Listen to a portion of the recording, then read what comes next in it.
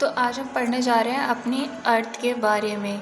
तो ये जो हमारी अर्थ है ना, इसको हम ब्लू प्लैनेट के नाम से भी जानते हैं, क्योंकि ये बाहर से देखने में ना हमें बिल्कुल ब्लू दिखाई देती है।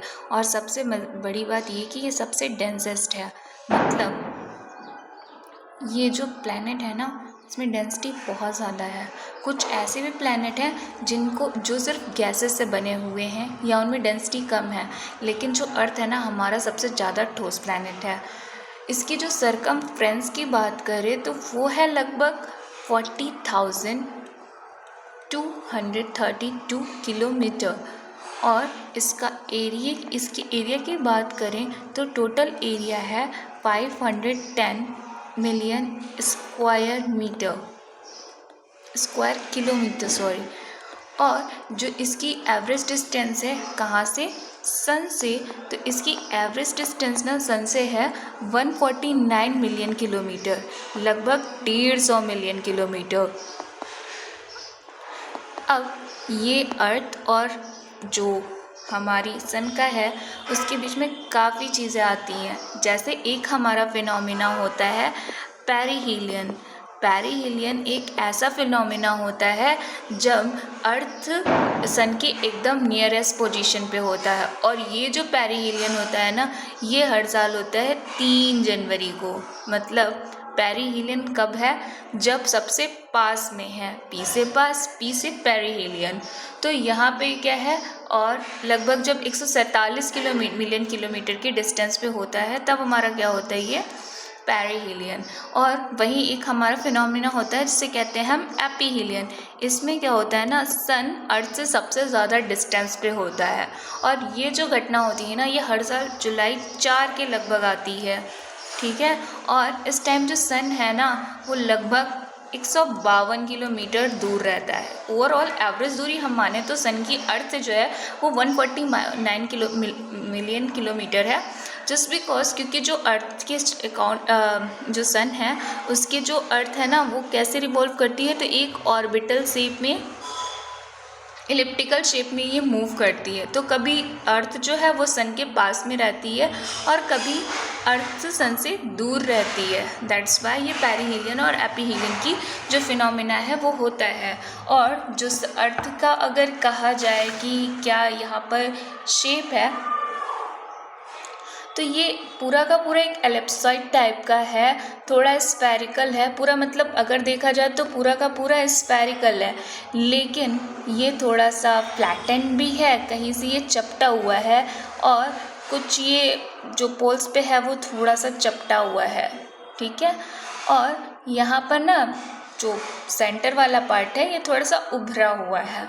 तो इस तरीके से ये हमारा हो गया ब्लू प्लैनेट। बात करते हैं अर्थ की मूवमेंट्स की, ठीक है। तो जो अर्थ का मूवमेंट होता है ना, वो 2 तरीके से होता है। पहला तो रोटेशन, दूसरा होता है हमारा क्या, रिवॉल्यूशन। रोटेशन और रिवॉल्यूशन। तो ये जो हमारा रोटेशन और रिवॉल्यूशन है ना, ये होता है, रोटेशन जो होता है ये हमारा डेली मूवमेंट होता है। मतलब जो अर्थ अपनी एक्सिस पे घूमती है उसे हम कहते हैं रोटेशन। और जो ये रिवॉल्यूशन है ना, ये एनुअल मूवमेंट होता है। मतलब जो साल भर पृथ्वी चारों तरफ किसके घूमती है, सन के, उसे हम कहते हैं रिवॉल्यूशन, ठीक है। तो आगे हम बढ़ते हैं इसी के साथ में कि जो रोटेशन होता है वो क्या होता है। बात करते हैं रोटेशन की। तो ये जो रोटेशन है ना, ये अपनी इमेजिनरी एक्सिस पे, मतलब जो अर्थ है ना उस पे हम एक इमेजिनरी एक्सिस मान लेते हैं, और ये अपनी एक्सिस पे ऑलमोस्ट झुकी हुई है, ठीक है। और ये रिवॉल्व करती है, मतलब अपनी ही उस पे एक्सिस पे क्या करती है, रोटेट करती है। और लगभग एक पूरा, और रोटेट किस डायरेक्शन में करती है, तो वेस्ट टू ईस्ट ये क्या करती होती है, अपने एक्सिस पे घूम रही होती है। अगर बात करें कि कितने घंटे में एक चक्कर जो है वो एक रोटेशन पूरा कर लेती है, तो इसे लगते हैं पूरे 23 घंटे 56 मिनट और 40.91 सेकेंड। इतनी देर में ये जो अर्थ है ना, ये हमारी एक रोटेशन करती है। रोटेशनल वेलोसिटी की बात करें तो इसकी जो रोटेशन वेलोसिटी होती है वो होती है 1667 किलोमीटर पर आवर। इतनी तेज़ी से ही क्या कर रही होती है, रिवॉल्व कर रही होती है। और जो इसकी स्पीड है ना वो पोल्स पे बहुत कम होती है, वहीं जो यहाँ वाले लोग हैं वो इसे ज़्यादा अच्छे से फील कर पाते हैं, इक्वेटर्स वाले। तो यहाँ पे अब अच्छा इससे होते क्या हैं, तो इसके कॉजेज़ के बारे में अगर जानें तो इससे होते हैं डे एंड नाइट, है ना। ये जो हमारे दिन और रात वाली घटना है ना, ये इसी के फिनोमिना से होती है। तो हमारे जो डे और नाइट्स हैं वो इससे बनते हैं। और जो लगभग क्या कहते हैं, हमारे इससे होते क्या है कि जो विंड्स हैं, ओशियन करेंट्स हैं, इनके जो डायरेक्शन है ना वो भी इसी की वजह से बदलते हैं। किसकी वजह से, तो रोटेशन ऑफ द अर्थ की वजह से क्या होते हैं, ये भी बदल जाते हैं। और टाइड्स जो हमारे आते हैं, टाइड्स का नाम सुना होगा, वो जो आते हैं वो भी इन्हीं रोटेशंस की वजह से ही आते हैं। कभी हाई टाइड्स आते हैं, कभी लो टाइड्स आते हैं। इनका टोटली जो कनेक्शन होता है वो होता है मून से। अभी हम इनके बारे में आगे पढ़ेंगे।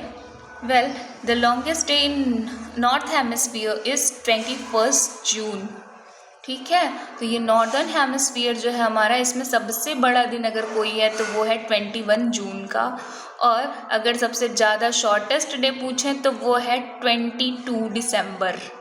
और अगर यही चीज़ हम पूछें सदर्न हेमिस्फीयर में, तो जो सबसे बड़ा दिन है वो है 22 दिसंबर का, और जो सबसे छोटा दिन है ना वो है 21 जून का।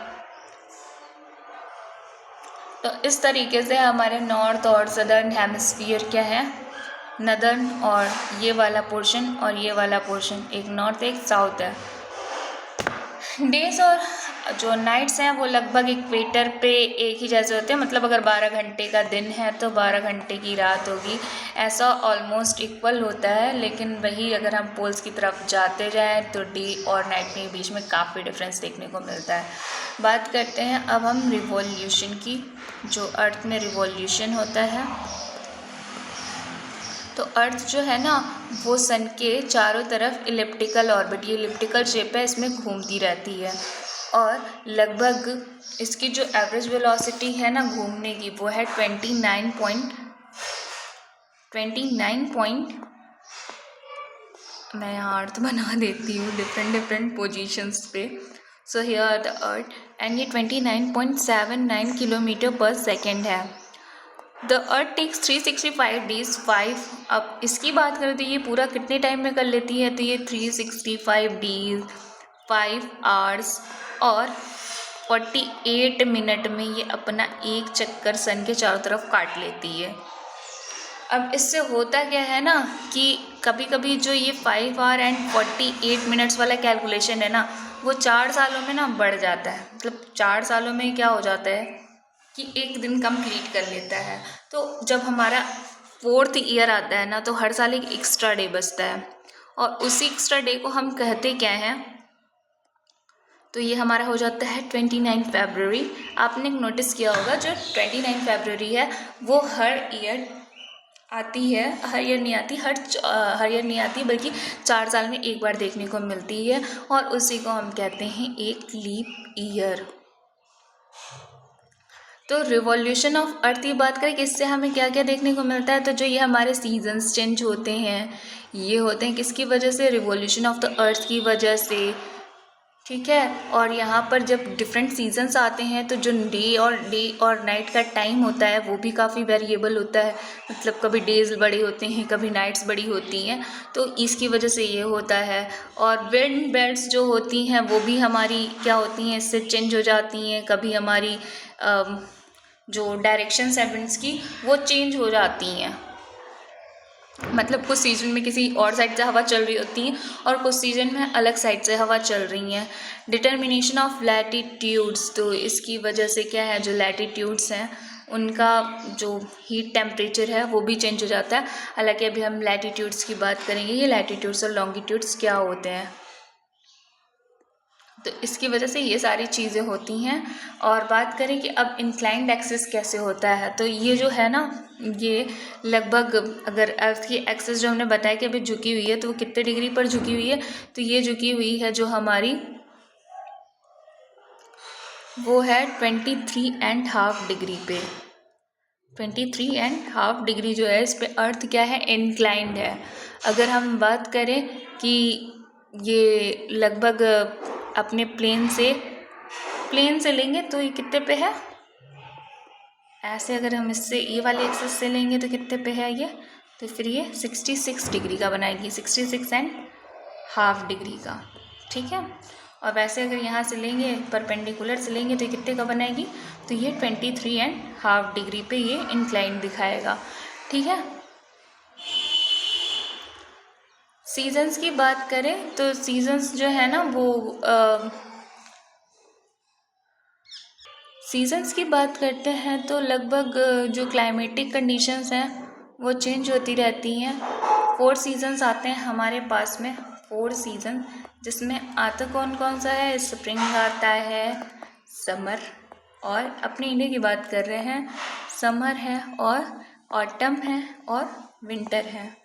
ये सारे जो हमें देखने को मिल जाते हैं ये क्या है, हमारे सीजन्स। तो जो स्प्रिंग है वो लगभग मार्च में देखने को मिल जाता है, 21 मार्च वगैरह से, तो ये हमारा आ जाता है। और इस समय जो सन है वो हमारे इक्वेटर के जस्ट ऊपर चमक रहा होता है। बात करें तो आपको बता देते हैं कि अर्थ है ना, तो इसको इमेजिनरी लाइंस में डिवाइड किया गया है। जो ये हॉरिजॉन्टल लाइंस होती हैं ना, इसे हम लैटिट्यूड्स कहते हैं, और कुछ ऐसी वर्टिकल लाइंस भी होती है जिन्हें हम लॉन्गिट्यूड्स भी कहते हैं। जो वर्टिकल लाइंस हैं ये क्या है, हमारी लैटिट्यूड्स, वहीं जो ये हॉरिजॉन्टल लाइंस होती हैं इन्हें हम कहते हैं क्या, लैटिट्यूड्स। तो ये 0 डिग्री जो लैटिट्यूड होता है इसी को हम इक्वेटर नाम से जानते हैं। और जो ये यहाँ पर हमारा ये 0 डिग्री पे है इसे हम क्या जानते हैं, तो इक्वेटर के नाम से जानते हैं। इस समय सन इसी के ऊपर सीधा चमक रहा होता है, तो हमारा आ जाता है क्या, स्प्रिंग। और ये क्या है कि नॉर्दर्न हेमिस्फीयर में आ जाता है। फिर वही 20 मार्च से हमारी गर्मी होनी स्टार्ट होती है, और जो चरम पर अपने समर पहुंचता है वो पहुंचता है 21 जून को। और यहाँ पे जो सन है ना वो सीधा आ जाता है कहाँ, ट्रॉपिक ऑफ कैंसर के ऊपर चमक रहा होता है। ट्रॉपिक ऑफ कैंसर हमारा 23.5 डिग्री पर होता है, ठीक है। जो 23.5 डिग्री का लैटिट्यूड होता है उसे हम कहते हैं ट्रॉपिक ऑफ कैंसर, जो नॉर्थन साइड में होता है। और 23.5 जो साउथ पे होता है उसे हम कहते हैं ट्रॉपिक ऑफ कैप्रिकॉर्न। तो ये 21 जून को समर आता है क्योंकि ये जस्ट ऊपर होता है। ऑटम की बात करें तो ये सितंबर 23 से आने की संभावना होती है, मतलब जो मई का एक टाइम मानते हैं वो 23, क्योंकि अब जो है ना वो सन वापस से इक्वेटर की तरफ मूव कर रहा होता है। अब नॉर्दर्न हेमिस्फीयर इस समय ऑटम में एक्सपीरियंस करता है, और वहीं लगभग 22 दिसंबर को जो हमारी जो ठंडी है वो एकदम चरम पे आ जाती है, और ट्रॉपिक ऑफ कैप्रिकॉर्न के ऊपर चला आता है सन, जिसकी वजह से क्या होता है कि जो नॉर्दर्न साइड होता है, नॉर्दर्न हेमिस्फीयर होता है, वहाँ ठंडी देखने को मिलती है। आगे बात करते हैं इक्विनॉक्सेस की। अब ये कौन सा फिनोमिना है, तो इक्विनॉक्सेस होते हैं कि इसमें ना डेज़ और नाइट्स इक्वल होती हैं। जो डेज़ हैं टाइम ड्यूरेशन है, और जो नाइट्स की टाइम ड्यूरेशन है वो दोनों आपस में क्या होते हैं, इक्वल होते हैं। ये क्या किया मैंने यहाँ पे, हाँ अब ठीक है। तो यहाँ पे डेज़ और नाइट्स इक्वल होते हैं किसमें, इक्विनॉक्स में। और यहाँ पे इक्वेटर के जस्ट ऊपर पे ही सन चमक रहा होता है। अभी बताया इक्वेटर कहाँ होता है, तो ये मार्च 21 जो है होता है, जो मार्च 21 होता है इसको हम कहते क्या हैं, इसे हम कहते हैं वर्नल इक्विनॉक्स, वर्नल इक्विनॉक्स। वहीं जो हमारा होता है कब, सितंबर 23 में, उसको हम कहते हैं ऑटमनल इक्विनॉक्स। कौन सा इक्विनॉक्स, ऑटमनल इक्विनॉक्स। तो ये हमारा होता है। और जो सोलस्टाइस होता है, सोलस्टाइस क्या होते हैं, तो सोलस्टाइस होते हैं कि जो लेंथ है और इसमें इक्विनॉक्सेस में डेज़ और नाइट्स के बीच में जो टाइम है वो इक्वल होता है, और वहीं इन दोनों के बीच में क्या होता है, डिफरेंस जो होता है वो सबसे हाईएस्ट होता है, ठीक है, किसमें, सोलस्टाइसिस में। और हम देखेंगे समर सोलस्टाइस देखने को मिलेगा जैसे यहाँ पे दिन सबसे बड़ा होता है, तो वो देखने को मिलता है 21 जून को, कौन वाला? तो ये समर वाला सबसे ज़्यादा देखने को मिलता है हमको 21 जून को। और वहीं जो हमारा एक 22 दिसंबर को होता है, यहाँ पे रात सबसे लंबी होती है और ये हमें देखने को मिलता है कब? विंटर में। और ये 2 सोलस्टाइसेस आते हैं हमारे पास, 2 इक्विनॉक्सेस आते हैं, ठीक है। जो हमारा इधर शुरू में स्प्रिंग में आता है उसे वर्नल इक्विनॉक्स कहते हैं। जैसे अभी हमने थोड़ी देर पहले बताया था कि मार्च 21 से ही हमारे यहाँ स्प्रिंग की शुरुआत होती है। वहीं सितंबर 23 में देखा जाए तो किसकी शुरुआत होती है? सितंबर 23 में शुरुआत होती है ऑटम की। तो 2 बार होता है ऐसा कि एक बार सन ऊपर चढ़ता है फिर नीचे उतरता है, तो वहाँ पे जो स्प्रिंग वाला है उसको वर्नल बोलते हैं, और जो ऑटम में आता है उसको ऑटमल इक्विनॉक्स कहते हैं। यहाँ पे दिन और रात का टाइम लगभग सेम होता है। अब हम बात करते हैं मिडनाइट सन की। तो मिडनाइट सन एक फिनोमिना है, ठीक, और ये लगभग जो है वो हमें देखा जाता है कि इसमें लगता है कि जो सन है वो एकदम उस पे जाके हॉरिजॉन्टल पे जाके डूब गया, ऐसा दिखाई देता है हमें। तो ये ऐसा इसलिए होता है ना क्योंकि हमें दिखाई देता है कि जो इंक्लिनेशन है ना वो थोड़ा सा चेंज हो जाता है। मतलब जैसे जैसे अर्थ रोटेट कर रही होती है ना तो एक्सेस पे अपने, तो वैसे वैसे इनका इंक्लिनेशन चेंज हो जाता है। और जो हम देखते हैं ना तो नॉर्थ पोल एक जो ये है वो एक्सपीरियंस करता है 21 मार्च से लेके 23 सितंबर तक। ये अर्थ यहाँ पर ये जो मिडनाइट सन है इसको एक्सपीरियंस करता है। और साउथ पोल में ये एक्सपीरियंस देखना हो तो हमें कहाँ जाना चाहिए? 23 सितंबर से लेके 21 मार्च तक ये जो फिनोमिना होता है वो हम देख सकते हैं किधर? तो ये साउथ पोल में। और इधर नॉर्थ पोल के लिए हमें क्या करना है? ये चीज़ करनी है। आगे बात करते हैं। तो लैटिट्यूड को बताना था ही मुझे, तो मैं आपको लैटिट्यूड बता चुकी हूँ ऑलरेडी। लैटिट्यूड्स क्या होते हैं? तो एक इमेजिनरी लाइन होती है, और हाँ, लैटिट्यूड एक इमेजिनरी लाइन होती है। ये इक्वेटर के पैरेलल मेजर होते हैं। और अब इसका जो भी है, मतलब जैसे मान लो ये हमारा अर्थ है, इस पे हमने एक लाइन बना दी, ये 0 डिग्री की है, इसे हम इक्वेटर बोलते हैं। अब हम जो इक्वेटर है ना इसके बाद एक पैरेलल और लाइन बना देते हैं। अब यहाँ से जो इसका एक्सिस होगा ना उस पर हम करेंगे तो ये आएगा हमारा 25.5 डिग्री। फिर अगर मान लो हमने और ऊपर किया तो ये आएगा हमारा 66.5 डिग्री। और फिर एक हमारा ऐसे आ जाएगा तो वो हो जाएगा 90 डिग्री। तो जो 90 डिग्री पे आएगा वो हो जाएगा पोल, और जो 23 डिग्री पे आएगा वो हो जाएगा क्या हमारा 23 एंड 66 डिग्री पे। तो 23 हाफ में आता है, जो नॉर्थ की तरफ रहेगा तो ट्रॉपिक ऑफ कैंसर है। और यहीं पे आएगा क्या, अगर हम आते हैं किसकी तरफ? 23.5 डिग्री साउथ की तरफ, तो ये हमारा हो जाएगा ट्रॉपिक ऑफ कैप्रिकॉर्न। और ये हमारा 66.5 डिग्री पर फिर क्या होता होगा? तो यहाँ पर होता है हमारा आर्कटिक सर्कल और अंटार्कटिक सर्कल। तो ये जो हमारा ऊपर वाला है ना इसको हम कहते हैं आर्कटिक सर्कल, और नीचे वाले को हम कहते हैं अंटार्कटिक सर्कल। अंटार्कटिक सर्कल को देखने को मिलेगा भी। ऊपर वाला जो पोल होता है ना इसको हम आर्कटिक पोल भी कहते हैं, इसको अंटार्कटिक पोल भी कहते हैं। यानी नॉर्थ पोल और साउथ पोल वाला जो कॉन्सेप्ट है वो यहीं से आया हुआ है। और लगभग अगर हम बात करें तो कितने हमारे पास लैटिट्यूड्स हैं, तो टोटल 181 जो है वो इक्वेटर को लेके हमारे पास, मान लो 90 0 है तो 90 इधर हो गए, 90 इधर हो गए, इक्वेटर को भी इंक्लूड करना है तो हमारे पास टोटल 181 इक्वेटर होते हैं, ठीक है। सॉरी, लैटिट्यूड्स होते हैं जिसमें हमारा ये इंक्लूड होता है। और सारे के सारे एक दूसरे के पैरेलल होते हैं। तो इनके बीच में अगर डिस्टेंस की बात करें तो लगभग ये 111.4 जो है वो किलोमीटर इनके बीच में, एक के बीच में डिस्टेंस होती है, ठीक है। तो 111 किलोमीटर हम लोग देख सकते हैं। और इक्वेटर जो है ना वो सबसे बड़ा सर्कल है जो हम अर्थ पर ड्रॉ कर सकते हैं। इसके अलावा हम कोई और सर्कल ड्रॉ नहीं कर सकते हैं। और ये जो हमेशा होता है ना ये हमेशा इक्वल होती है, मतलब पैरेलल है तो भाई इक्वल ही है। चलो आ जाते हैं हम लॉन्गिट्यूड की बात करते हैं।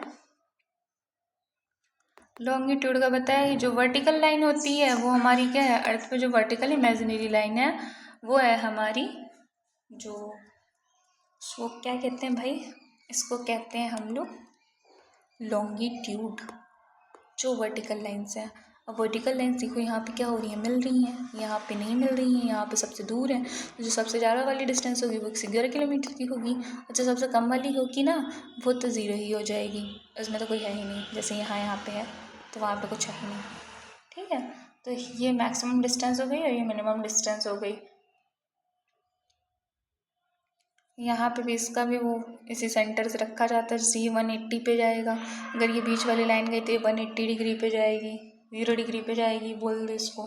तो ये हमारा क्या होगा, लॉन्गिट्यूड होगा। तो इसको भी सेंटर से ही इसका जो है वो एंगल है वो मेज़र किया जाएगा। और जो इसको नॉर्थ पोल और साउथ पोल को ले जाती है, जोड़ती है, इसी को हम कहते हैं मेरिडियंस। ठीक है, तो on the globe the lines of longitude and are drawn as a series of semicircles that extend from the north to south pole through the equator. They are also called meridians. इन्हें meridians भी कहा जाता है। meridians की spelling लिख देती हूँ। और ये जो 180 वाली है इसी को हम लोग प्राइम मेरिडियंस कहते हैं। अभी बताएंगे क्यों कहते हैं। तो ये लगभग हमारे पास जो होते हैं वो 360 होते हैं। ठीक है, कितने होते हैं, तो 360 होते हैं हमारे पास में। तो अब ये सारी जो चीज़ें हैं ये हो गई हैं, और अब हमें क्या पढ़ना है, ठीक है, तो अब हमें पढ़ना है कि जो ईच मेरिडियन है यहाँ पे है, और इन्हीं सच पॉइंट्स को हम क्या कहते हैं, एग्जैक्टली अपोजिट टू 0 डिग्री, इन्हें कहते हैं एंटीपोडल पॉइंट्स। मुझे बताना क्या था आपको, एंटीपोडल पॉइंट्स। तो ये एंटीपोडल पॉइंट्स होते क्या हैं कि जो ईच मेरिडियन है, मतलब जितने भी मेरिडियन हैं हमारे, ये वाली लाइन से बता रहे हैं, बताएं मेरिडियन कहते हैं। तो इसमें एक 180 डिग्री का होता है, जो एकदम सीधा वाला है 180 डिग्री का होता है।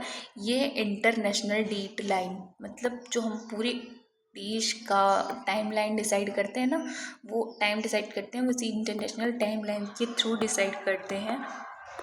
ठीक, और इसी पॉइंट को हम क्या कहते हैं, एंटीपोडल पॉइंट्स। अब जो अर्थ है ना वो 24 लॉन्गिट्यूडिनल जोन्स में डिवाइड है, और सब के बीच में 1 घंटे का टाइम है, मतलब 4 मिनट लगता है पर डिग्री घूमने में। 4 मिनट, जो एक है ना 1 डिग्री, तो इसमें लगेगा 4 मिनट। अगर एक डिग्री घूम गया, यहाँ पे हो, मान लो यहाँ पे टाइम है, यहाँ 5 बज रहा है,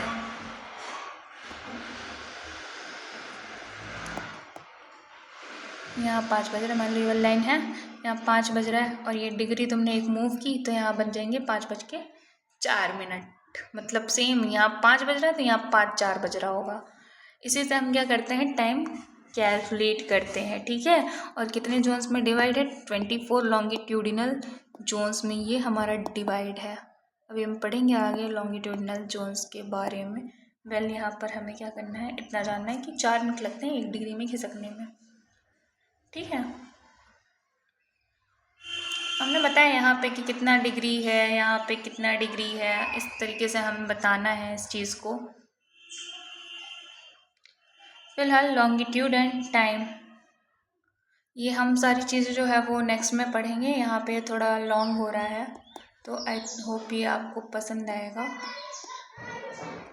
ठीक है, जो टाइम्स वगैरह जोन्स वगैरह हैं वो हम नेक्स्ट में पढ़ते हैं। चलिए, बाय बाय। होप सो आपको पसंद आया होगा, नहीं भी आया होगा तो प्लीज़ लाइक कर दीजिएगा, मुझे पसंद आएगा। Bye bye.